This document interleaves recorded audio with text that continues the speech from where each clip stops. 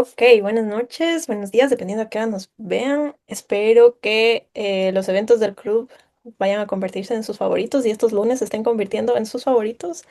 A mí me hace muy feliz que nos podamos reunir y también tener invitados, a los invitados que hemos traído. Espero que les estén gustando estos eventos y que puedan revisar también los eventos pasados. Hoy vamos a iniciar una nueva sesión, pero antes y como siempre, contarles los distintos eventos que se vienen, recordarles que tenemos esta convocatoria para una beca a formar parte del Congreso Latinoamericano de Micología en Ecuador, que pueden registrarse y el cierre de la convocatoria es el 1 de marzo a las 11:59 p.m. Si quieren revisar un poco más de todos los requisitos, pueden verlo en nuestro perfil de Instagram. También ya subimos el video explicando cómo hacer cartas de intención, cómo hacer currículos vitae, también para que lo puedan checar.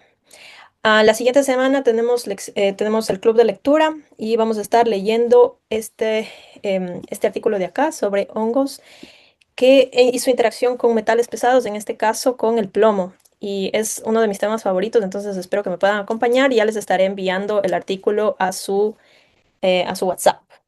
Sean parte, pueden unirse al chat de WhatsApp, ahí les enviamos todos estos recordatorios y también pueden ser parte de los eventos a través de nuestras redes. Y el día de hoy tenemos un invitado muy especial. Déjenme, voy a dejar de compartir, solo porque necesito tener esto a la mano. Denme un segundo para leer su descripción y que no me falte nada. A ver, entonces, hoy quiero darle la bienvenida a Javier Tabima.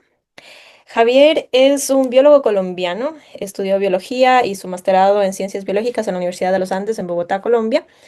Hizo un PhD en botánica y patología de plantas en Oregon State University, un postdoc en micología en Oregon State University también, y ahora es profesor asistente de Clark University aquí en Massachusetts. Y con esto quiero darle la bienvenida a Javier. El...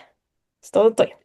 La Palet, muchas gracias y muchas gracias por la invitación. Me encanta estar aquí con los pueblos hermanos. Me parece muy, muy chévere y más que nada que, cierto, como que la Latinoamérica unida siga siendo ciencia y te agradezco mucho, especialmente en estos días donde, bueno, es que Paulette vive a una hora de distancia de nosotros.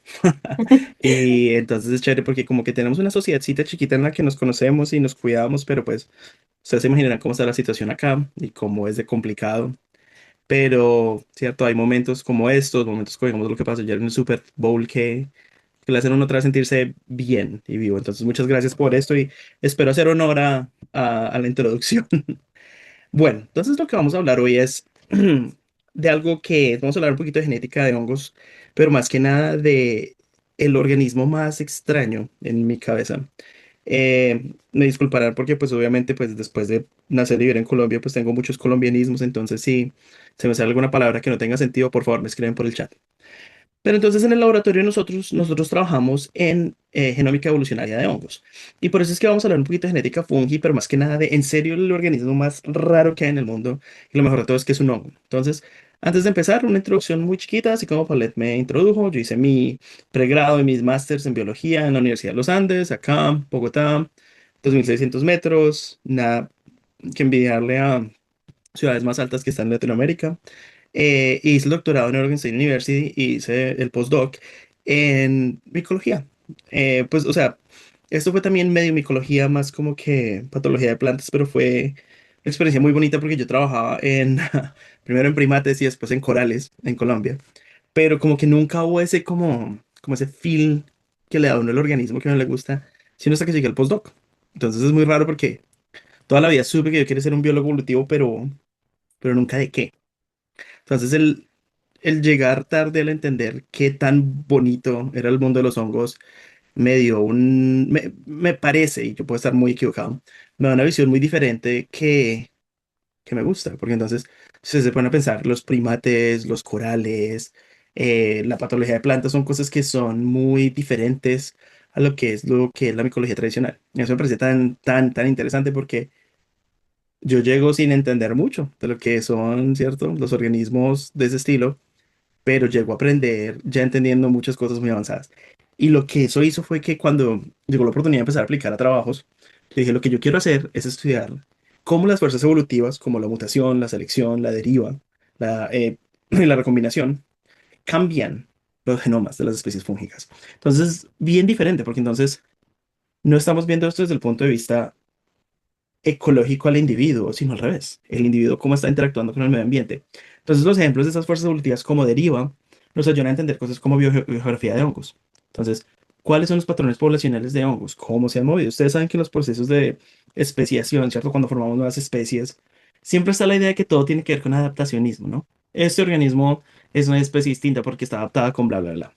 Y yo estoy dictando ahorita un curso de especiación y lo más difícil ha sido intentar quitar esa idea de la cabeza, ¿cierto? No es adaptación necesariamente, simplemente la vida. Y las consecuencias de vivir es lo que es la deriva genética. La deriva genética cuenta historias tan bonitas que la gente no piensa simplemente porque no es adaptación. Entonces es el saber contar una historia detrás de las palabras normales, ¿cierto? Nosotros, como hispanohablantes, utilizamos muchas palabras que en Colombia llamamos floripondias, ¿cierto? Utilizamos mucho exageración.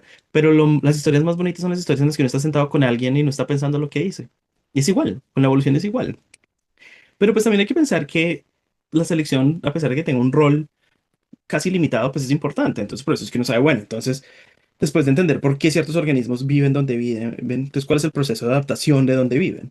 Y además de eso, cómo los procesos de movimiento de genes y de, cierto, lo que es la migración como tal, nos da esas tasas de movimiento. Entonces, la idea es integrar toda la parte de biología evolutiva, genómica y bioinformática en uno de los sistemas más extraños que hay en el mundo, que son los hongos.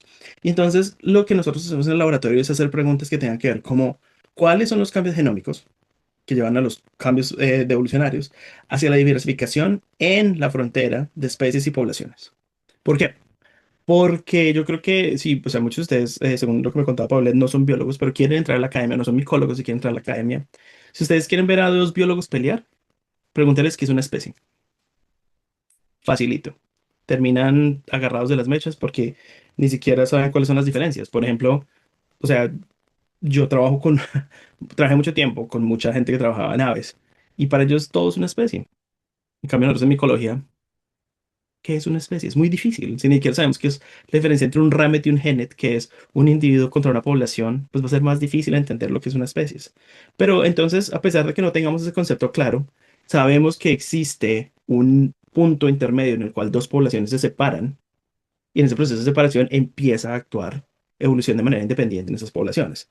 Entonces, lo que nosotros estudiamos es cómo puede cambiar la variación alélica a la escala de los genomas, cómo hacemos esas herramientas para calcularlos, para hacer preguntas de genómica de población, o cómo identificamos genes que tengan que ver con las interacciones con el medio ambiente, utilizando genómica tradicional para resolver preguntas de especies.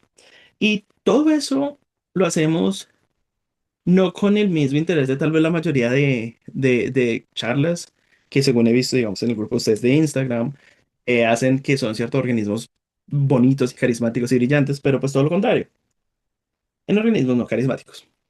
Entonces lo que yo quiero que piensen es, cuando alguien les da un ejemplo de un hongo, siempre es alguno de estos. O es la manita de Mario, ¿cierto? Porque entonces, pues, o sea, pues todos sabemos quién es Mario y cómo la manita lo hace crecer. Todos nos reímos del Phallus multicolor, pues, porque pues es que quién se le ocurre ponerle el nombre a un hongo Phallus, o sea, están un poquito locos ahí. Últimamente, en los últimos años, pues claramente Pedrito Pascal, cosa preciosa, nos ha hecho caer en cuenta de Cordyceps. Y más que nada, pues digamos, a mí me preguntan tanto sobre Cordyceps. Y es un grupo interesante, súper chévere, pero pues también están todo lo que tiene que ver como con medicina tradicional. Por ejemplo, tenemos el Aspergillus que está ahí, que es causante de N cantidad de enfermedades y que puede ser muy peligroso. Y organismos que son hasta un poco hartos, pero que nos afectan en el día a día. Todos sabemos quiénes son como la malacesia, que es el que causa caspa, ¿cierto? Esa caspa en el cuero cabelludo. Entonces, cuando se pone a pensar, todos estos organismos súper carismáticos son los que tiende a hablar cuando está hablando de hongos. Pero, evolutivamente, siempre están en estos dos grupos. Tienen que ver con o los organismos que sabemos que forman un himenóforo grande expuesto, un hongo, una seta. Puede que sean, ¿cierto? Comestibles como el lucilágino o la misma malacesia que está acá, ¿cierto? Puede que sean rollas, como sabemos que existen acá. Puede que sea todo este grupo descomicota, el que tiene que ver como con la tradicional levadura, ¿cierto? Todos los pecizos que son los que parecen orejas. O sea, todos estos organismos son los que todos conocen. Pero de aquí para abajo, ¿qué? ¿Cierto? Y pues podemos empezar a hablar, pues, ay, sí, obviamente, pues aquí tenemos entonces las endomicorrizas, que son las que hacen interacciones con plantas y bla, bla, bla, pero ¿y el resto? Entonces aquí es donde está la parte interesante. Hay grupos de hongos que son no carismáticos, no son bonitos, no llaman la atención, no se pueden ni ver. Y esta parte de lo que son los grupos ajenos a los dicarios, a mí me parecen que traen los misterios más grandes de la biología de hongos, porque primero son los grupos de emergencia más temprana, ¿cierto? Los críptidos y los rosélidos son cosas, y los microsporios son unas cosas loquísimas. Son organismos que son solamente de una célula. Entonces aquí podemos ver a Alomises, que es un quitrio acá, y aquí adentro podemos ver a Rosella. Rosella es un micoparásito, que es una sola célula, y no tiene quitina. Es una cosa súper extraña. Microsporus, que está acá, al lado de los criptomicotas, o sea, que son grupos hermanos, tienen este filamento que también está ahí como para alimentarse. Es una cosa tan extraña. Y hay tan poquita información de estos organismos. Además de eso, tenemos los quítrios, que claramente sabemos que los quítrios son malos porque matan sapos, etcétera, etcétera. Pero hay tanto que hasta ahorita estamos empezando a aprender. Todos sabemos que entonces en los quítrios, especialmente nosotros de países tropicales con mucho bosque y mucha diversidad de hongos, sabemos que entonces llega el quítrio, la espora, que es principalmente la zoospora, que es principalmente acuática. Tin, encuentra el sapillo, llega a la piel, empieza a soltar sus rizomas, se clava dentro de la piel, empieza a afectar el hongo hasta que ¡pic! Literalmente lo totea. Es una cosa horrible, pero pues muy interesante. Pero ustedes sabían que hay quitriomicotas llamados los neocalimastigales, que son un linaje que si no fuera por ellos, los organismos ruminantes no existirían. Los neocalimastigales tienen una cosa súper interesante y es que viven dentro del rumen de los ruminantes y son capaces de procesar carbohidratos, como todo lo que está celulosa, adenina, esas cosas. Pero la forma en la que lo procesan no es una forma tradicional de hongos, sino el 50% de esos genes que tienen que ver con enzimas activas de carbohidratos vienen de bacterias. Entonces, ese medio ambiente, que es el tracto digestivo, es un espacio tan interesante de alta diversidad es que hay que pensarlo como si fuera prácticamente un mundo dentro de un mundo dentro de un mundo, porque hay buena comida, hay buen espacio, los nichos no están explorados, las presiones de selección no son tan altas. Entonces, ¿qué está pasando ahí? Organismos que se pueden adaptar en cualquier lado, como los hongos, tienen que vivir ahí. ¿Pero qué hay ahí? ¿Por qué no lo hemos explorado? Es cuando conectamos todo con el grupo que a mí me parece más interesante de todo, que son los cigomicetes, que están asociados con animales. Aquí tenemos a Entomoptera musca, que es un Entomoptorale, que lo que hace es que entra dentro de la mosca, la tradicional mosca casera, y llena la mosca a tal nivel que la mosca se explota.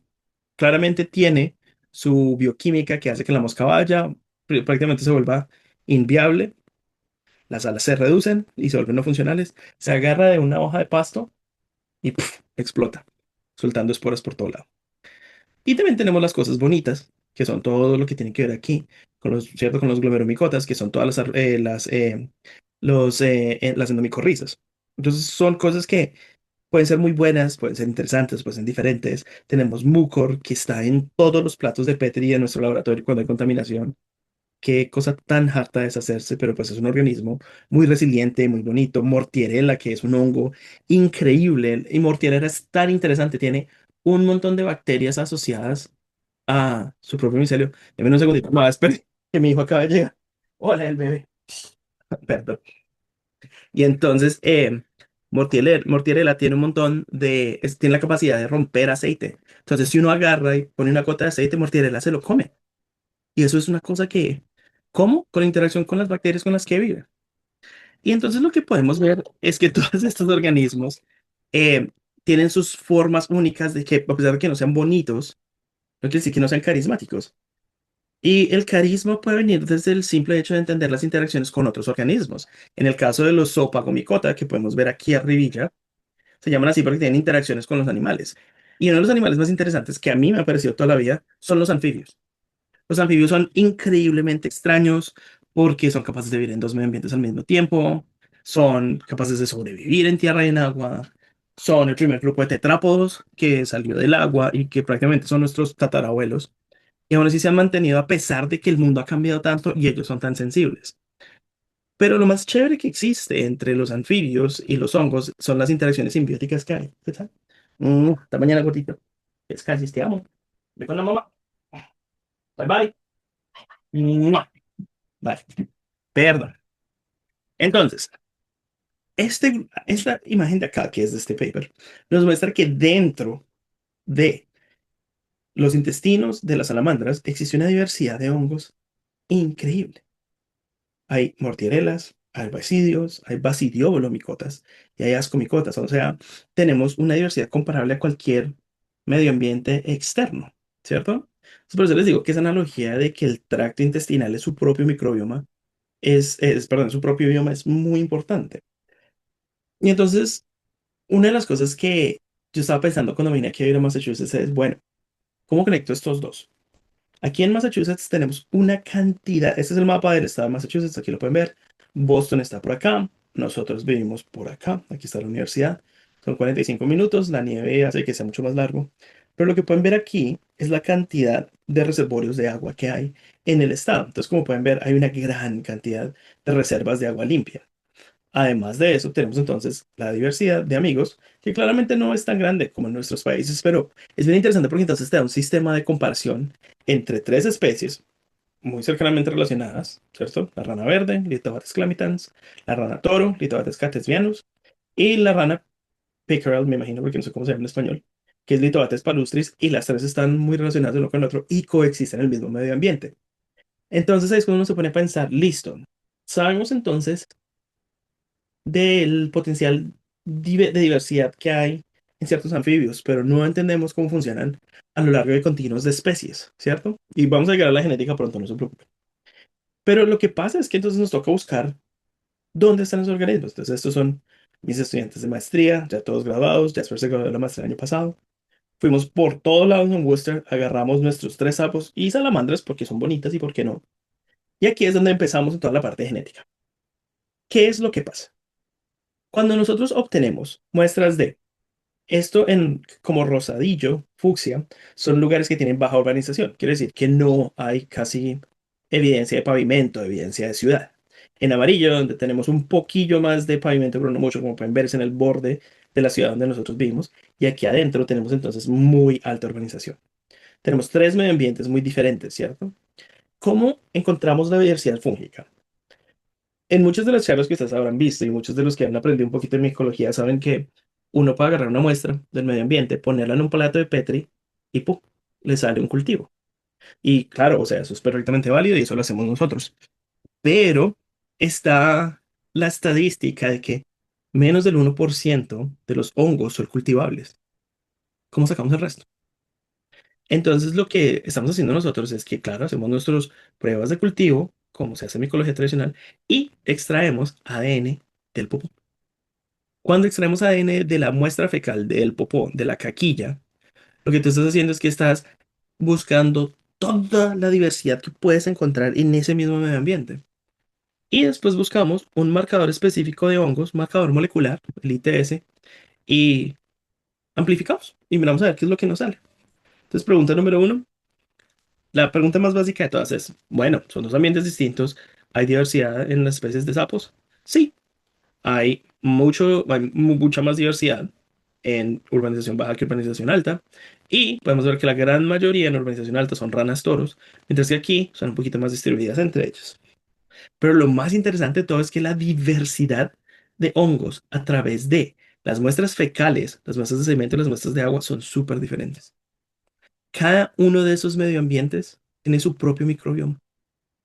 Cada uno de estos ambientes tiene su propia comunidad de hongos que se diferencia de las demás. Y puede que suene obvio, ¿cierto? O sea, uno dice, pues obvio, pues que el agua no es el popó, que no es el sedimento. Pues, seguro. Pero, ¿por qué? Y es donde se pone la cuestión tan difícil. Y más allá de eso, ups, perdón. uno lo que puede ver acá también es que uno creería que hay muchas diferencias entre urbanización y no, pero no hay.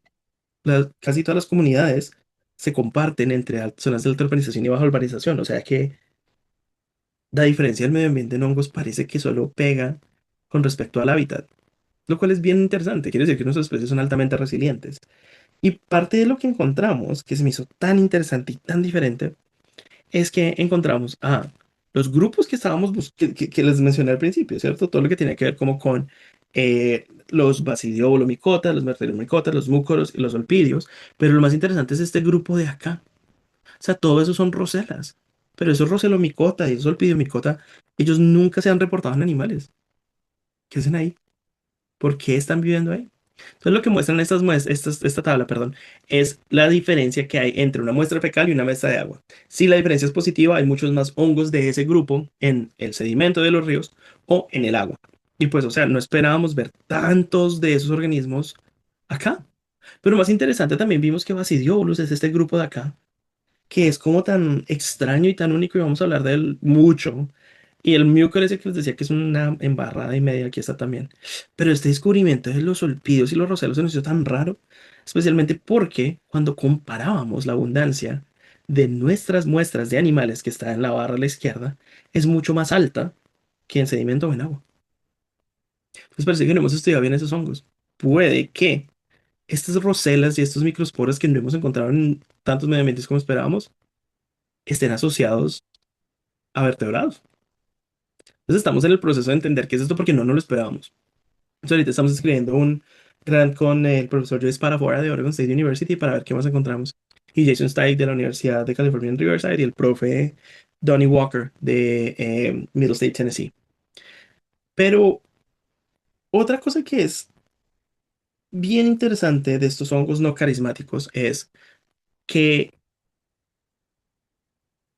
hemos visto estos organismos como tanto, ¿cierto? Están como, es más fácil estudiar lo que vemos que lo que no vemos, pero es que lo que no vemos también existen sus propios microambientes. Entonces, estos microambientes de por sí parece que tienen una universidad que no se ha estudiado de organismos que pueden ser altamente importantes. Y aquí vamos a conectar esto con la historia de nuestro amigo Basidiolus, porque cuando yo me empecé a interesar en estos hongos fue en el postdoc, cuando empecé a trabajar en los cigomicetes. Yo empecé a trabajar en los cigomicetes en 2016, 2010 no, 2017 que acabé mi doctorado, y en ese momento no había casi genomas. Entonces, este grupo de increíbles ñoños americanos armaron el grupo del CygoLife. Y el grupo de ellos lo que buscaba era entender la diversidad de los cigomicetes. Entonces, como les digo, es todo este grupo de acá, ¿cierto? Los zoopago y los múcoro, que antes están agrupados como los cigomicetes, porque tenían la misma espora reproductiva. Y toda esta gente lo que dijo fue, listo. Vamos a secuenciar y a entender la evolución y la ecología y la biología de estos manes. Y a mí me contrataron para mirar los metabolismos secundarios en cigomicetes. Entonces, metabolismo secundario es una de las cosas más del carajo para estudiar. El metabolismo secundario lo vamos a definir muy simple. Cualquier cosa que no sea, que no sea parte del metabolismo primario, o sea, que no sea formación de carbohidratos, de lípidos, de proteínas o de ácidos nucleicos para sobrevivir y que te ayuden, yo considero que le ayudan a uno con un poquito más de mejor adaptación al medio ambiente, lo que nosotros llamamos el fitness. Entonces te sube el fitness. Tricito, tiene un efecto en el fitness. ¿Cuáles son estos metabolismos secundarios? Péptidos, poliquétidos, alcaloides y terpenos. Entonces, yo espero que muchos de ustedes que son micólogos, premicólogos, micólogos no profesionales y micólogos profesionales sepan que, digamos, todo esto suena súper familiar, porque los hongos son fantásticos en la producción de metabolismo secundario, pero increíbles. Y lo más del carajo de los hongos es que tienen sistemas especializados para esta síntesis. Yo, como colombiano que soy, claramente intento hablar más de café que cualquier otra cosa. Y lo más interesante de todo es que aquí está el peor enemigo, tanto de mi mejor amigo, que es el café, como interesantemente mi papá y mi mamá se conocieron trabajando en tanto el bichillo como el hongo. Entonces ellos se conocieron en la Federación Nacional, sí, Nacional de Cafeteros, trabajando en eso. Es, el estudio que les estoy mostrando no tiene nada que ver con esto, pero pues me parece chistoso porque siempre muestro esta diapositiva como el mejor ejemplo de metabolismo secundario y es muy chistoso que esté conectado como con la historia familiar. Pero entonces este honguito de acá es Baueria babesia. es un ascomicete que se encarga de destruir la roya del café, que es, ¿cierto? Un bichillo pequeño. Y entonces, la forma en la que lo hace es con un gen llamado los péptidos, perdón, las sintetasas no ribosomales de péptidos. Una sintetasa no ribosomal de péptidos. Y yo sé que mami era bioquímica y todo eso, pero quiero que le echen cabeza un poquito. ¿Cómo en el nombre de Carlitos Darwin, cómo en el nombre de Aguinaga, gran número 10 de la selección ecuatoriana, uno puede generar un péptido si no tiene ribosomas? Los hongos, las bacterias y las plantas evolucionaron este mecanismo. Lo que hacen es que toman un gen que se llama el gen de metabolismo secundario, acá se los muestro en rojo, y en un clúster de genes, o sea, un set de genes que están colocalizados en el genoma y se coexpresan, se generan pasos intermedios en los cuales uno agarra un aminoácido, lo conecta, este de acá es el producto proteico de este gen. Tiene dos módulos. CAT1 es el módulo 1, CAM2T2T2 es el módulo 2. ¿Ese módulo qué hace? El dominio C, que es de condensación, trae el aminoácido de interés, en este caso es un un DHI que viene de la reducción del ketoisovalerato, y lo conecta con un enlace sulfídico aquí, al dominio de tiolización. El dominio de condensación 2 trae este DHIB, lo mueve aquí a estos módulos A2 y M2, donde una L-feninina, pum, se conecta con el de teolización 2. Aquí estos dos manes se conectan y boom, forman un compuesto mucho más complicado y estos dos dominios hace que el proceso se repita tres veces. Entonces se hace este éster cíclico trimérico llamado la beavericina, que lo que hace es que es un es un insecticida. Esto lo hace un gen sin necesidad de ribosomas. Supónganse a pensar la locura que eso tiene que ver. Es una proteína que sintetiza otras proteínas. Y esas otras proteínas tienen funciones loquísimas. ¿Cuáles? Miren todos los amigos que tenemos acá. A todos los conocemos. Penicilina y cefalosporina, que nos salvan la vida. Psilocibina, que pues obviamente pues todos sabemos lo que es la psilocibina. Ergotamina, que pues también todos sabemos lo que es la ergotamina. Toxinas que matan plantas, como la toxina AM. O ciclosporina, que si no es por la ciclosporina, los trasplantes no funcionan, porque eso reduce la respuesta inmune. Entonces vamos a pensar en la bioquímica que los hongos tienen que saber y lo interesante que es. Pero ¿saben cuál es el lío? El mismo lío que tenemos con la diversidad.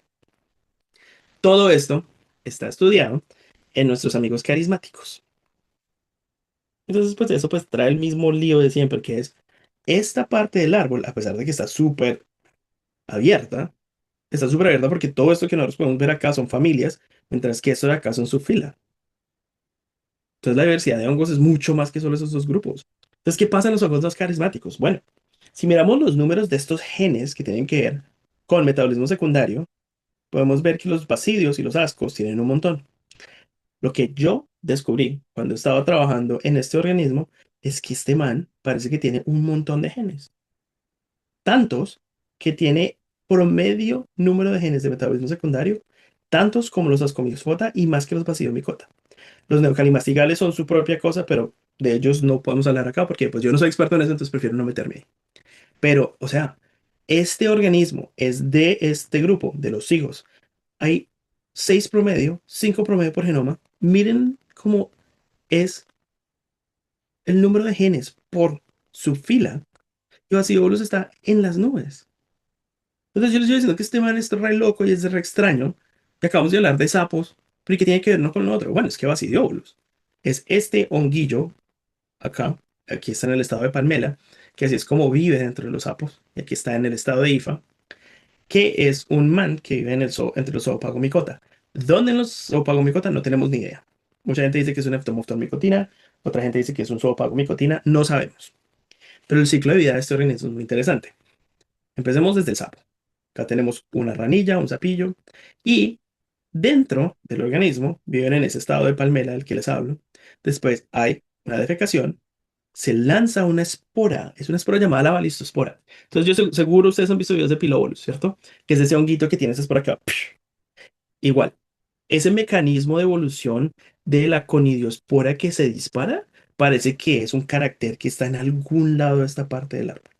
No sabemos bien dónde, pero es bien interesante porque entonces es la evolución de una espora terminal en una hifa que se llena de agua y se fragmenta. Entonces, literal, como si uno agarrara una pistola de agua, le pusiera una bomba, que al frente de la bomba uno tiene una bola de ping-pong y empieza tic, tic, tic, tic, tic, tic, tic, hasta que y eso dispersa esporas como loco.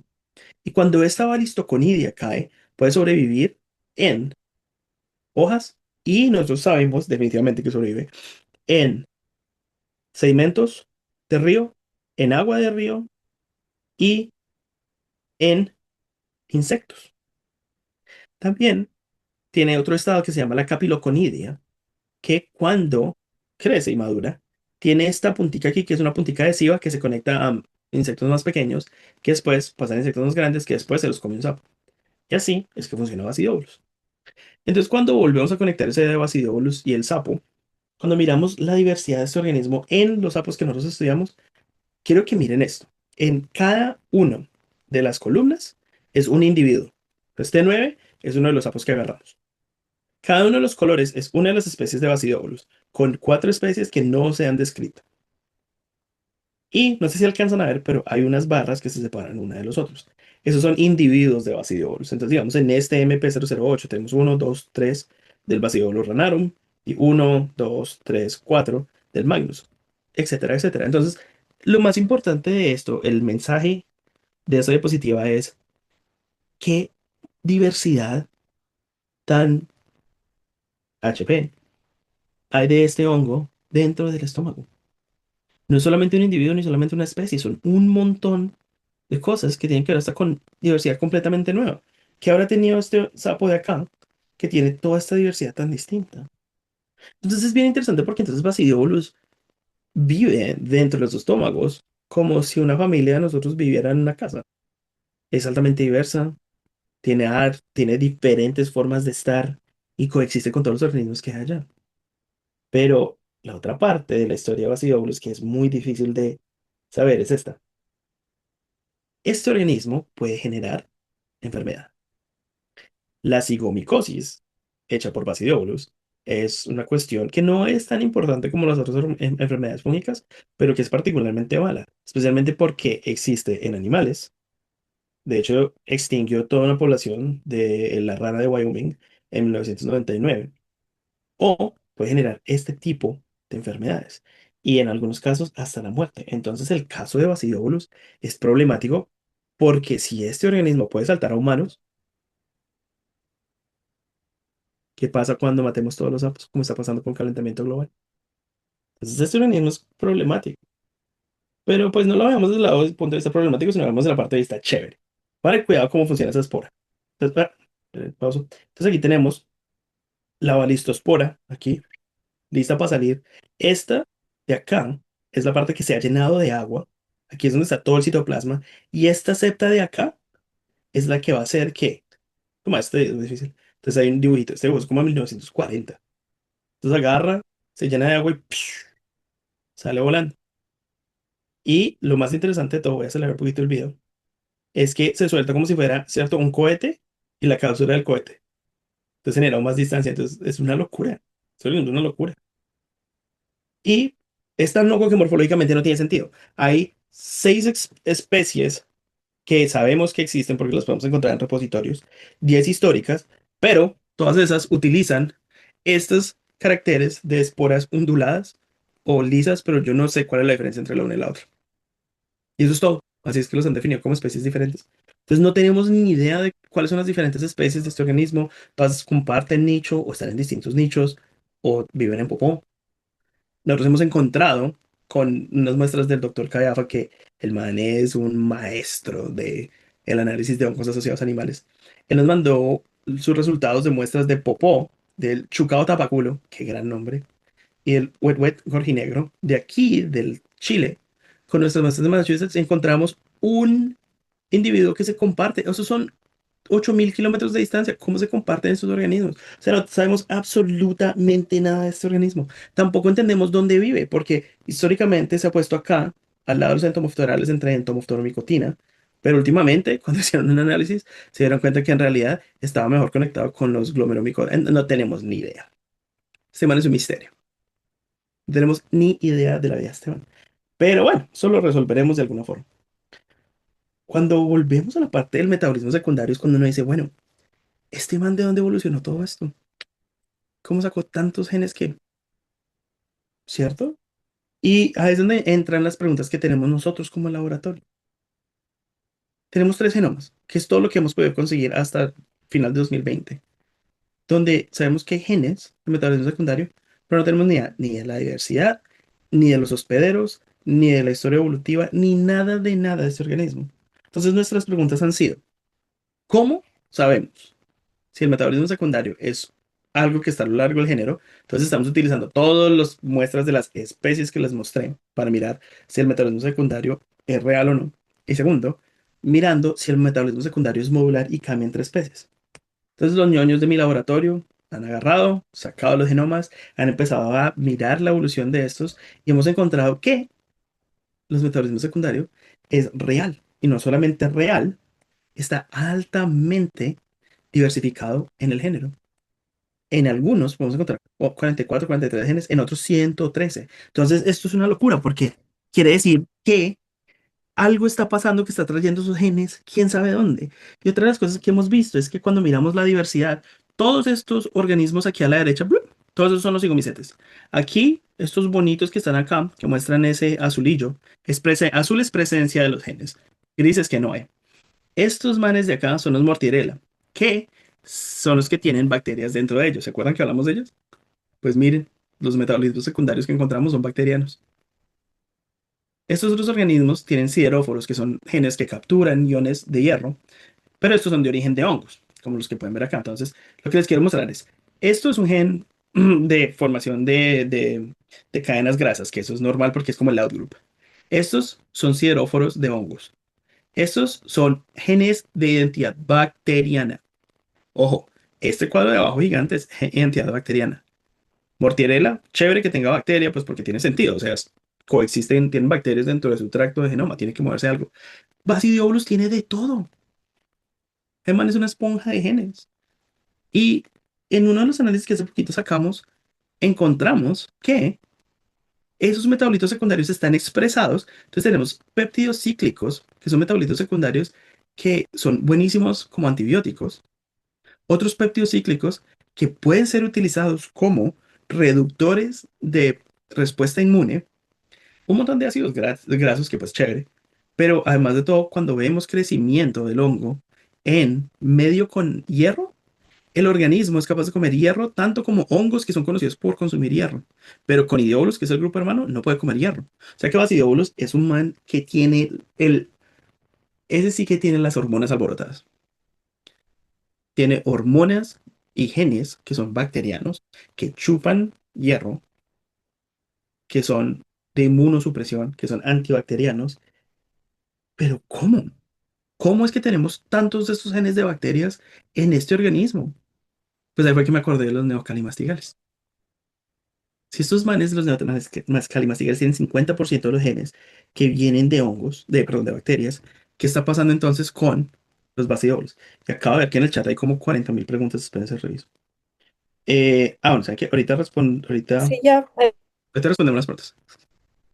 Perdón, dibujé todo esto y no tengo ni idea cómo quitarlo. ¿No? Yo a Tranquilo. veces parezco como si tuviera 120 años, disculparán. Espérense, ¿cómo hago para quitar esa vaina? Bueno, el caso. Lo que encontramos cuando estábamos mirando todos estos genes así todos raros, es que cuando miramos las identidades, 5 o 3% son de transferencia horizontal de genes, que no es ni tan raro en hongos, pero el metabolismo secundario, 60% de los genes. Este man está chupando genes especializados en formación de metabolitos que pueden aumentarlo en el fitness del medio ambiente. ¿Y quién es el medio ambiente? Las bacterias que crecen en el medio ambiente. Entonces, estamos revisando, porque si esto de acá a la derecha, ¿se acuerdan el paper ese que les mostré hace rato? Cuando coloreamos la diversidad de las bacterias dentro del estómago de las salamandras, casa muy bien con la diversidad de identidad de nuestros metabolitos secundarios con respecto a las bacterias que donan el gen. O sea que ahorita estamos hechos un caos. Y hace poquito encontramos, lástima que no alcancé a subir esos resultados hoy, encontramos un ciclopéptido llamado el gen XPEP, que es conocido por ser un inmunosupresor, que es de la bacteria Photorhabdus, expresado en basidioblus y el metabolito como tal. O sea que este man está produciendo metabolitos bacterianos. Si eso no los vuelve locos, no sé qué los va a volver locos. Entonces ahorita estamos mirando a nivel taxonómico todo lo que es, o sea, como les contaba, el metabolismo secundario es definitivamente algo que es de Bacillobulus. Punto. Y está a lo largo de todo el género. Entonces estamos intentando entender cómo pasamos esta pregunta a todo esto. Y hay algo que les vamos a traer así de una manera un poquito como medio superficial, y es que los genes de metabolismo secundario están evolucionando a una tasa mucho más lenta que los genes que tienen que ver como con los core genes, que son los genes que te ayudan a ti a funcionar normalmente. Que esto no está evolucionando tan rápido quiere decir que está bajo alta presión de selección. O sea, la selección natural no está dejando que este man cambie esos genes. ¿Por qué? No tengo ni idea. Pues vamos a ver. Entonces, nada. Las otras cosas que encontramos ya un poquito más al nivel como micológico que me parecieron, que nos parecen bonitas mostrar es la diversidad nueva. Entonces, digamos, hemos encontrado que si estos que están en itálica son las especies descritas, podemos ver que aquí tenemos un clado totalmente nuevo, otro clado nuevo, otro clado nuevo, otro clado nuevo y otro que se agrupa con el clado Ranarum y Aptosporus. Y digamos, esta muestra acá, que es CK12, que está acá, formó este fenotipo que nunca habíamos visto, que es como una super hifa llena de cigosporas. Entonces, es como un super mecanismo de protección, porque la cigospora es una espora de mantenimiento y cuidado a largo plazo. Es una espora con doble pared celular que hace que sobreviva. Además de eso, no se ve necesariamente una correlación entre huésped y, digo, hospedero, perdón, el Spanglish a veces me mata, y el hongo. Por ejemplo, esto que está aquí de amarillo, todo viene de la rana toro, pero están en clados distintos. Todos estos manes que no tienen nada que ver con la taxonomía están en rana verde. Entonces estamos mirando qué más hay. Entonces ahí vamos. Como quisiera, espérense un poquito. Ay, sí, vamos. Lo otro que estamos viendo es que cuando nos podemos ver la diversidad de Basidiolus, casi todo esto ha sido estudiado en Europa, mucho en Australia, quién sabe por qué, pero estamos empezando a sacar muestras de nuestra tierrilla. Entonces estamos súper felices. Estamos trabajando con un amigo mío que hicimos el programa juntos y con el doctor Stefan Schmidt de aquí de Sudáfrica para sacar muestras. Pero pues para continuar un poquito con el potencial de Basidiolus, acuérdense que este man puede ser muy bueno porque tiene todos estos metabolitos secundarios que pueden ser muy chéveres y muy útiles para muchas cosas, o puede darnos en la cabeza. Entonces, si volvemos a pensar en la cantidad de sapos que hay en la urbanización, pues está el gran riesgo de que estos organismos, ¿cierto?, empiezan a extinguirse y nos empiece a pasar que se nos mueven a nosotros. Mi estudiante de doctorado, Lauren, dijo, listo, miremos entonces nuestro potencial de supervivencia con respecto a métodos tradicionales. Vamos a utilizar ampicilina B, itraconazol y fluconazol, que son los que nos permiten sobrevivir a infecciones fúngicas. Lo que primero con lo que nos tratan. ¿Qué encontramos? Bacillobulus es resistente a la ampicilina B, pero es susceptible al itraconazol y es supremamente susceptible al fluconazol. Entonces, bueno, hay dos tratamientos que funcionan, pero pues la resistencia a la ampicilina B es una cosa loca. O sea, la ampicilina es el primer tratamiento que le dan a uno cuando tiene una micosis. Y esto pasa al nivel de población. Entonces, cuando miramos, digo, a lo largo de las diferentes especies, entonces aquí tenemos Ranarum, Haptosporus, Heterosporus, Melitosporus, y este de acá, que es el caso más interesante de todo, es un Bacillobulus de humanos. El Bacillobulus de humanos parece que es resistente a traconazol. Entonces ahorita estamos en un caos porque sí, los organismos que son capaces de vivir en humanos tienen adaptación con respecto a antifúngicos humanos. Entonces estamos en un caso de, cierto, severidad amarilla. ¿Qué puede estar pasando si alrededor de nosotros seguimos perdiendo diversidad y estos organismos no tienen hospederos? Puede que seamos nosotros. Entonces nos toca empezar a buscar soluciones para esto. Hay nuevos resultados con respecto a esto, pero pues no hay tiempo, como podemos ver. Y simplemente les quería cerrar todo como para contarles que todos estos resultados que hemos visto hoy son gracias a los estudios genómicos. Los estudios genéticos y genómicos son los que nos han ayudado a descubrir el metabolismo secundario, la resistencia en penicilina, todo lo que tiene que ver con la nueva diversidad, de dónde viene este hongo. Entonces, cuando estén haciendo estos análisis de diversidad fúngica y de evolución, primero, no se olviden de que la genética es una de las herramientas más importantes que hay. Y segundo, No se olviden de los hongos no carismáticos. Son lo más interesante que hay. Qué chévere ver por ahí una seta y ver, ay, qué bonita la manita, y ay, mire, ese corre nos va a matar a todos. Pero la diversidad de hongos no es solo eso. Agarren una muestra del baño, hagan en un plato de Petri y van a ver que van a encontrar más diversidad de lo que probablemente van a ver en una caminata. Y, o sea, ¿qué puede ser más loco que un organismo como este? Y eso que no les he contado la mitad de la historia, que es, no sabemos si este organismo tiene cromosomas o no. No tenemos ni idea si es organismo sexual o no. No sabemos cuántos, si es poliploide o no. O sea, apenas estamos abriendo una caja de Pandora que puede tener tantas cosas tan chéveres. Entonces, esto es lo que pasa cuando uno utiliza esas herramientas modernas y uno necesariamente no es un micólogo y se dedica a estudiar algo que nadie esperaría que uno estudiara. Y con eso, pues nada, darles gracias a todo mi laboratorio, a todos mis colaboradores donde me entrenó el doctor Spatafor está acá, el profe Donnie Walker está por acá, que están todos mis jovenales del laboratorio y pues a ustedes por tenerme acá. Y pues espero poder responder preguntas, aunque les aseguro que la mitad de las preguntas y no más van a ser, no tengo la menor idea. Muchísimas gracias. Fue una charla muy informativa, pero al mismo tiempo es como, ¿qué está pasando? Nos deja la expectativa, nos deja como, no sé, en duda de las cosas que podrían pasar y todo lo que tiene todavía por descubrir, ¿no? Yes. Entonces, bueno, voy a ir leyendo las preguntas. Por ahí Ana Lucía nos dice, hola Javier, muchas gracias por la charla. Quería consultarte qué ITS usan y cómo los deciden. Saludos. Claro, entonces utilizamos si nos estás preguntando de los marcadores, el ITS, toda la región del ITS para cuando tenemos cultivo, pero cuando estamos haciendo metabar coding utilizamos el ITS-1. ¿Por qué el ITS-1? Porque el ITS-1 tiene mucha más, o sea, como todas las muestras de referencia de basidiolos históricamente se han hecho con ITS-1. Eso no quiere decir que en el futuro no hagamos ITS-2, y de hecho estamos intentando investigar marcadores un poco más largos como toda la región del ITS, utilizando nanopore, pero por ahora a mí me encanta el ITS-1 porque es buenísimo para organismos no carismáticos. Y pues, o sea, no es que los odie, pero pues, o sea, la pregunta es para nosotros, ¿no? No para ellos. Am, ¿Cómo se protegen ustedes en el campo al mostrar de una posible infección si hubiese el riesgo? Qué buena pregunta. Y es de, nosotros tenemos que seguir, o sea, nosotros somos un laboratorio aprobado por el Departamento de Agricultura de los Estados Unidos y estamos de hecho en proceso para volvernos un laboratorio de bioseguridad tipo 2 porque queremos trabajar con muestras de humanos. En la parte de muestreo no es tan grave porque pues el muestreo es súper sencillo. Tú agarras el organismo, un sapo, ¿cierto? Y esos organismos no son cutáneos, basidiobolus no viven en la piel. Entonces tú agarras el sapo, nosotros utilizamos guantes no por nuestra seguridad, sino por la seguridad del sapo. Agarras guantes, dentro de una bolsa Ziploc, le echas aire, cierras. Y lo chévere de los anfibios como modelo de estudio es que ellos tienen un metabolismo muy lento. Entonces tú lo puedes meter en una bolsa llena de aire y puede vivir ahí tranquilito unas 72 horas sin empezar a perder aire. Y entonces ya cuando el sapo defeca, entonces tú tomas una bolsa nueva, lo cambias de bolsa y tomas la muestra fecal, la pones con una escúpula entre un tubo y nunca tocas la muestra.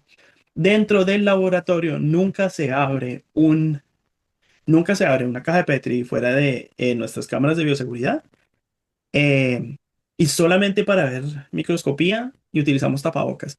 Pero Acidiobolus no te afecta si no estás inmunocomprometido o si no tienes heridas físicas. Entonces, pues hasta ahora en los 5 años que llevo trabajando con él, todo bien. David nos dice, saludos desde Colombia, doctor Tabima, muy interesante la charla, felicitaciones. Quería hacerle algunas preguntas. ¿Qué bibliografía recomienda para introducirse a la biogeografía genética y evolución de los hongos? Y la segunda pregunta es, en los análisis de NMDS, ¿qué índice de similitud usaron? ¿Cómo se contabiliza abundancias con muestras analizadas por metagenómica? Mm. Entonces, la bibliografía para interesarse en biogeografía genética y evolución de los hongos, hay una serie de libros que han sacado desde hace mucho rato, llamado The Mycota, los Mycota, entonces lo voy a poner aquí en el chat. Y eso los pueden conseguir en sus universidades. Y de hecho, universidades ¿cierto? Del hemisferio sur usualmente tienen acceso a esos libros. Son compendios de evolución, biología, biografía, todo eso. Entonces ahí está súper bien. Les recomiendo mucho los Bicota. Si están más interesados en algo un poquito más tradicional, como más un paper o algo así, yo les recomendaría mucho de los papers de mi colega David Hibbett, de aquí de la Universidad de Clark. El profe Hibbett es mejor dicho, el man reorganizó el árbol de la vida de los hongos y es un tipo súper, súper importante. Entonces, los papers de David Hibbett, 100 de 100. Y si quieren aprender genética de poblaciones, pues no es por dármelas de mucho, pero pues a mí me gustan mis papers y me parece que están escritos. Yo lo que les digo viene desde una perspectiva de un biólogo evolutivo más que de un micólogo. Y nosotros tenemos, por ejemplo, si están interesados en generar datos y utilizar paquetes de R, que es donde nosotros programamos, espérense entonces. En genética poblacional, denme un segundito. Y a mí no es sino que me manden un correo, por favor, y yo les mando cualquier paper mío que requieran. Pero aquí también les pongo esta página que hicimos nosotros cuando yo estaba en el laboratorio de Groundwald, cuando hice cuando hice mi doctorado. Nosotros escribimos una guía de 3 partes para mirar cómo se utilizan los datos, utilizando datos de microsatélite, porque nosotros sabemos que en muchos países todavía se utilizan los microsatélites, y también genómica. Entonces a mí sí eso, no es sino, ahí está, y yo hice el programa con mi otro amigo del doctorado, entonces nos pueden preguntar cualquier cosa. Es el paquete Popper. POPPR. Pero ahí está todo. Entonces no les digo el nombre porque ahí está todo. Y ahí tenemos datos para que hagan pruebas y todo eso. Entonces, utilicen. A mí me encanta ese programa a pesar de que lo hicimos hace rato. Y no es porque lo haya hecho yo, sino porque yo vengo, una vez más, de un medio ambiente en el cual mucha de la gente con la que yo trabajaba no sabía utilizar computadores y yo soy muy de buenas porque pues es que yo soy un ñoño. O sea, ustedes no me ven acá, pero pues tengo 3 controles distintos, ¿cierto? Aquí al frente mío. O sea, un Steam Deck. O sea, yo soy lo más ñoño que hay con cosas computacionales. Entonces, pues, yo aprendí a programar para poder hacer cosas de ese estilo. Pero, si tienen preguntas, simplemente mandan un correo y ya. Genial. Y en la segunda pregunta que te decía, en los análisis de NMDS, ¿qué Ah, índice sí. de similitud? Estamos utilizando el índice de Ray-Curtis porque estamos mirando esa combinación entre abundancia y diversidad. Y, espérense que está. Y estamos mirando abundancias con respecto a abundancia relativa porque pues, abundancia total no nos sirve mucho, no nos da tanta información. Ujú. Mm. Am, Oscar García nos dice, buenas noches, todas las secuenciaciones se las hizo con Nanopore. Dios mío, esa es la pregunta que más odio que me hagan. No, nada que ver, Oscar, todo bien, sino porque el nanopor nos odia y nosotros lo odiamos. La razón por la cual nos odiamos el uno al otro es porque ¿qué se qué se coprecipita con el ADN en los estadios finales de una extracción de ADN? Los metabolitos secundarios. Y adivinen quién está lleno de esas cosas.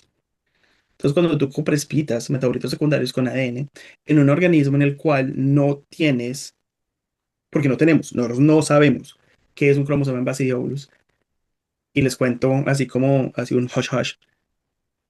El laboratorio del profe Spatafora, con el cual estamos trabajando todavía en Basidiolus mucho, porque lo quiero mucho, señor Spatafora.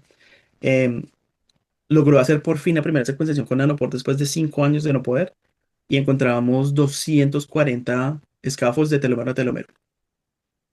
240 escafos de telómero a telómero. O sea que este organismo tiene al menos 240 cromosomas. O sea, ese número no tiene nada de sentido. Entonces pónganse a pensar en esto. Un organismo lleno de microcromosomas, metabolitos secundarios, coprecipitación de estos dos, y, nada, y un secuenciador tan sensible como nanopore no funcionan. Entonces, estamos todavía en el proceso de extraer, pero yo la verdad me he resignado mucho a... Nosotros tenemos un pipeline de Illumina muy firme que nos da nos da unos buscos de más del 90%. Entonces, como nuestro objetivo por ahora es identificación de metabolitos secundarios, solo genes, estamos enfocados en eso. Pero pues mi estudiante de doctorado tiene ya canas de no poder usar el nanopore. Y les puedo contar la cantidad de plata que hemos gastado en ese maldito secuenciador. Pero si ustedes trabajan con hongos normales, utilícenlo. En otro proyecto que hicimos con lentinos, que es uno de esos hongos de setas, nos salió un genoma de cromosoma a cromosoma espectacular. Pero no se metan con basidiolos, lo van a odiar. Ya. Am, a ver, nos dicen, Raquel Bedoya nos dice, buenas noches, excelente charla, muy interesante. Tengo una pregunta. ¿El estadio del capilconidia se ha estudiado más en insectos? Qué gran pregunta, Raquel. Sí, la profe Meredith Blackwell, de hecho, ella tiene un tomo gigante de hongos asociados a insectos, donde ella tiene la primera descripción de la capiloconidia en creo que es un, sí, no es, creo que es un chinche, pero no estoy seguro. Y también se han encontrado, se reporta todo el tiempo en la cutícula de insectos, pero no sabemos qué es lo que hace. Entonces, yo ahorita estoy haciendo un proyecto quien los dioses quieran, sea un estudiante de doctorado que va a entrar al laboratorio, en el que queremos mirar la especificidad. Porque entonces el ciclo de vida se conoce, pues, o sea, por lo que se ha visto, pero como les digo, esto es un microhongo, no sabemos nada. Entonces, puede que este organismo tenga otros roles, ¿cierto? Dentro de la comunidad de insectos. Puede que ni siquiera nunca vaya un hospedero vertebrado. Entonces, ¿quién sabe? La respuesta es, sí se ha estudiado mucho, pero lo más que o sea, se ha estudiado mucho, lo siento.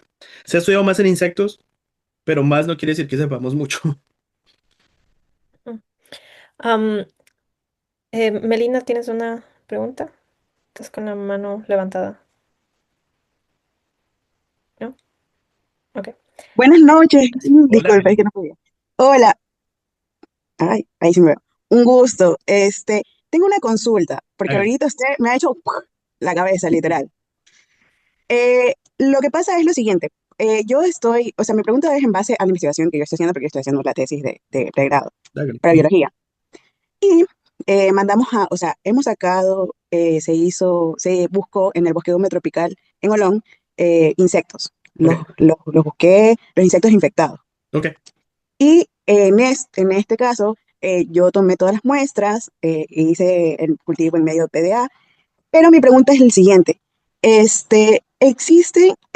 ¿Cómo usted cree o qué podría ser? Porque en el momento en que nosotros pasamos o sea, se hizo la parte molecular Ujú. y dentro de la parte molecular nos dieron tres tipos de hongos que realmente no se sabe si es por parte de oportunistas, que estos hongos se encontraron dentro de insectos que yo creo que tal vez estuvieron muertos antes y ellos Ujú. colonizaron. Entonces, ¿cómo usted cree que existe alguna interacción a esto? Y eso sí, diferente, porque realmente en mi caso me dio llegar Fusarium y me dio llegar Mucor y Ciliarice.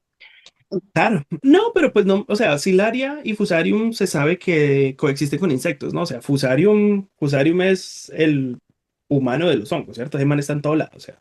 Entonces Fusarium no me sorprende porque Fusarium lo vas a encontrar prácticamente en cualquier lado donde haya vida va a haber un Fusarium. Claro. Silaria también es altamente asociada a insectos, ¿cierto? O sea, Silaria se sabe que se encuentra mucho en, o sea, los hilariales, ay, ¿dónde es que están? Bueno, me tengo que acordarme. Mucor, lo que pasa es que lo que pasa es que tienes tres organismos que se encuentran en todo lado, ¿cierto? Entonces, Ujú. eh, si Pero a la larga, el o sea, cultivo a la era larga puro, ¿de dónde? O sea, cuando tú sacaste el cultivo, ¿qué hiciste? ¿Hiciste limpieza del insecto sí, con etanol y agua? sí, yo usé un protocolo que utilizan en México, Sí. que se hace con Sí, sí, hidróxido, peróxido de hidrógeno y después etanol. ajá. Para No, limpiar no, no. las cutículas, ¿no? Hay uno que decía, este, el Centro Internacional de la Papa, hay un protocolo, que así dice, el manual de laboratorio, que es Cañedo y Ames, 2004 si no me equivoco, en ese dice hipoclorito de sodio, Ah, al ok. O sea, es 0,5%. Clorox. Ok. Sí. Y luego de eso pasé, o sea, hice todo el Sí, protocolo, hice la limpieza, pasé por cámaras húmedas, luego de eso lo que hice fue hacer como o sea, cogí la muestra, sí. la tomé y la puse en medio. Sí, no me sorprendería en realidad que fuera, o sea, cualquiera de esos organismos, es que esos vas a Fusarium, lo vas a encontrar en cualquier lado. Y yo sé que Silaria está asociado a insectos, entonces no me sorprendería. O sea, lo que toca es, ¿cierto? Lo que te recomendaría es mira la bibliografía porque vas a encontrar que estos están en todos lados. Entonces, pues, puede que Ujú. sean simplemente organismos que, o sea, es como cuando. Asociados. Sí, a nosotros nos sale mucor a todo momento. Yo creo que nuestro método de aislamiento es solo para basidóbulos. Mucor, mucor es como la mamá católica, lo puede todo, lo quiere todo. Mm. Entonces yo, sí, no le eches tanta cabeza. Eso me parece que es tan normal. Me hubiera sorprendido el Mm. resto que hubiera sido como una manita o algo así. O sea, eso sí hubiera sido re raro. Ah, no. Es que esa era mi duda porque a la larga se me van a decir, ya, ok, encontraste esos insectos, pero los encontraste con eso. Pero ¿Y sabe ¿cómo usted, tú sabes si realmente murieron? sabe Es usted qué que le la dice al pregunta, comité? Usted le dice al comité, mami, eso fue lo que encontré y los datos son los datos. ¿Qué quiere que haga? ¿Qué más va a hacer? ah, ok, sí, porque tenía esa duda de que me van a decir, ya, pero el insecto lo encontraste colonizado Pues por esos amiga, hongos, pero no ¿cómo porque no rayos? todos, no porque las colonizaciones no todas son iguales, ¿no? O sea, uno, no, y yo creo que ese es el problema principal que nosotros tenemos como micólogos, es que creemos que las interacciones simplemente están en un lado y no, las interacciones son continuas, ¿cierto? O sea, hay una cantidad de quítridos en el agua que no le van a hacer nada a un sapo, pero pues si el sapo se está inmunosuprimido, pues lo va a matar.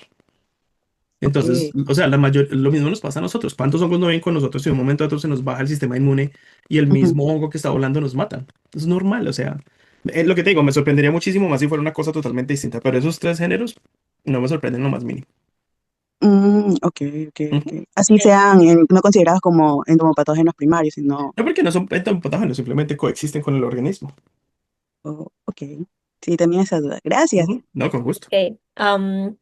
Bueno, ahí nos preguntaron si podías pasar tu correo, veo que ya lo Ahí está. dejaste. Y Omaira Meléndez nos dice, ¿el hongo simplemente tiene el sapo como hospedero o se ha observado alguna infección, alguna afección en alguno de ellos? Ah, si con afección te refieres a enfermedad, la respuesta es solamente en un caso, que es el caso del sapo de Wyoming, donde se encontró que un genotipo de Basidiolus exterminó toda la especie. El hongo se encuentra, lo ha encontrado en qué? Se ha encontrado en casi todos los vertebrados. Lo que pasa es que tiene mucha más preferencia por anfibios y por reptiles. Si tú me preguntas a mí por qué, no te puedo decir con qué exactamente, pero me parece que es por el estilo de vida. Porque ese estilo de vida tan cerquita a la tierra, ¿cierto? Con la capacidad de reptar y meterse a la tierra, pues te da más contacto. Además, pues lo que comen ellos. Interesantemente, en aves insectívoras no se ha reportado tanto. Pero yo les mostré ese ejemplo que sale Basidiolus en los tapaculos, ¿no? Entonces, pues está en todo lado. Y pues se ha reportado en. O sea, hay casos veterinarios en perros como loco de Basidiolus. Mm, Muy interesante. Sé que nos pasamos del tiempo un poquito, Perdón. pero muchísimas gracias por tu tiempo.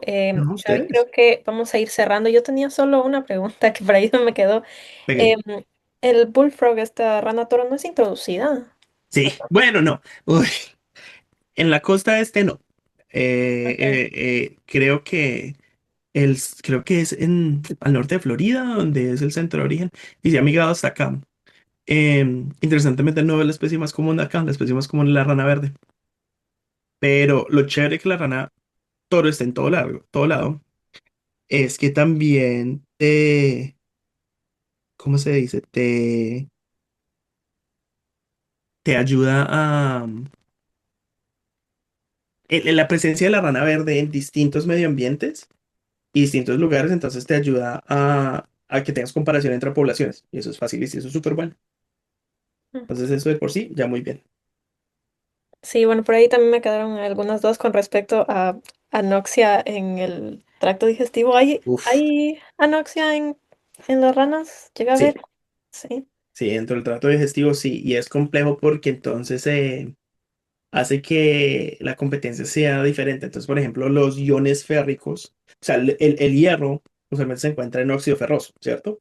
Pero dentro del ambiente anóxico, pues no hay oxígeno, entonces no hay óxido ferroso. Entonces tienes que buscar formas de chupar hierro iónico. Ahí es donde están todos los sideróforos de los que les contaba.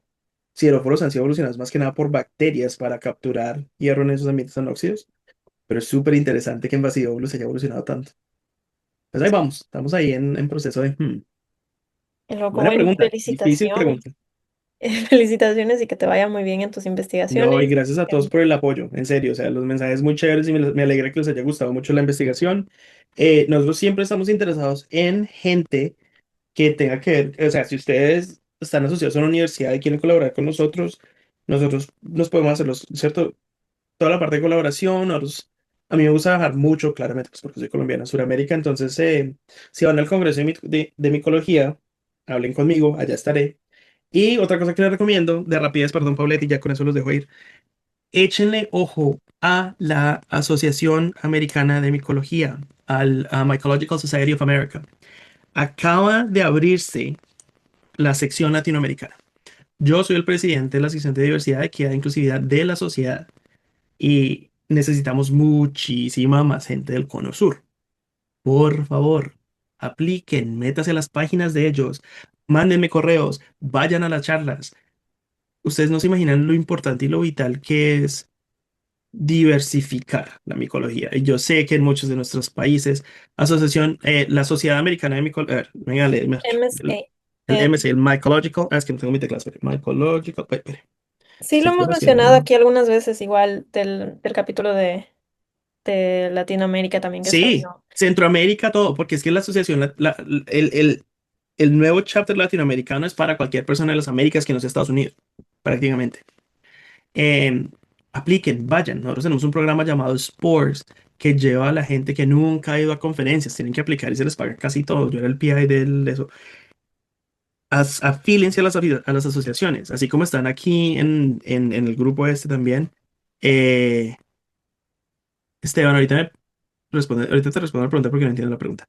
Pero sí, Catherine, cualquier persona de Latinoamérica, no es una convocatoria, es una oportunidad que se abre y estamos mirando a ver si podemos conseguir medios para que ustedes vayan a esas conferencias. Entonces, entre más gente haya, más actividad haya, más demanda haya, nosotros podemos pedir más plata para traerlos a ustedes. Queremos diversificar y mejorar el futuro de la micología en todo el mundo. Entonces, ustedes son lo más importante para nosotros. O sea, nosotros nosotros ya estamos hechos y armados, pero lo que necesitamos es gente que venga con nuevas ideas. ¿Listo?